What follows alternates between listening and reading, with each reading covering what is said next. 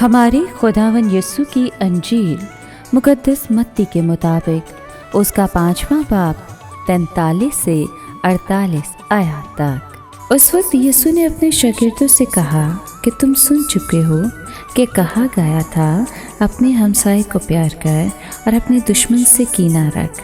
लेकिन मैं तुमसे ये कहता हूँ कि अपने दुश्मनों को प्यार करो और अपने सताने वालों के लिए दुआ मांगो, और जो तुम्हें सताएं और बदनाम करें उनके लिए दुआ मांगो, ताकि तुम अपने बाप के जो आसमान पर है प्रसन्न ठहरो, क्योंकि वो अपने सूरज को बदों और नेकों पर तलू करता है और रास्तबाजों और नारास्तों पर मींह बरसाता है।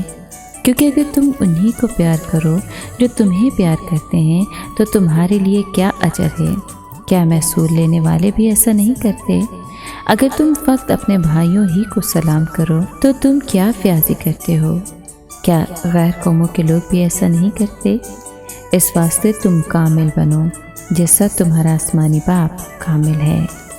पाक कलाम के पढ़े और सुने जाने पर खुदावन की बरकत हो, खुदा का शुक्र हो।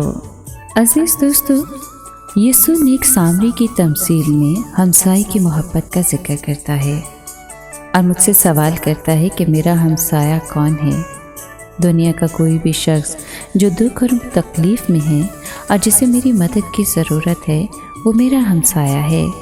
खुदा ने इंसान को रंग, नस्ल, मज़हब और सरहदों की कैद से आज़ाद पैदा किया है। इसलिए तो वो इंसानी मोहब्बत को अज़ीम मोहब्बत करार देता है। जो इंसान से मोहब्बत करता है वो खुदा से मोहब्बत करता है। दुनिया में होने वाली जंगें, कुदरती आफात, ज़लज़ले, सुनामी, तूफ़ान, कहर, काल के मौक़ों पर दुनिया के तमाम इंसान अपनी सरहदों को पार करते और रज़ा कराना तौर पर अपनी मोहब्बत और हमदर्दी भरा हाथ इंसान की ज़िंदगी के लिए आगे बढ़ाते हैं। शायद ये हमसाये की मोहब्बत की सबसे बड़ी मिसाल है। आज भी दुख और मुसीबत में फंसे हुए लोगों की आवाज़ें अपने हमसाये को पुकार रही हैं, बल्कि ये फ़ैसला इंसान को करना है कि वो अपने हमसाये को अपने घर की दीवारों के पार देखता है या अपनी सरहदों से पार देखता है। हमें एक दूसरे से मोहब्बत रखनी है। हमें अपने सताने वालों के लिए दुआ मांगनी है, क्योंकि हमें ऐसा करके अपने बाप के जो आसमान पर है फरसान ठहरना है। ए मोहब्बत के बानी खुदा, मुझे अपने दुश्मनों से मोहब्बत करना सिखा दे।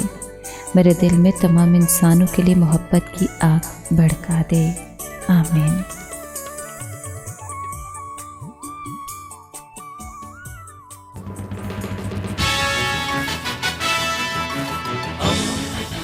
दोस्ती का पैगंबर, रेडियो वेरितास एशिया।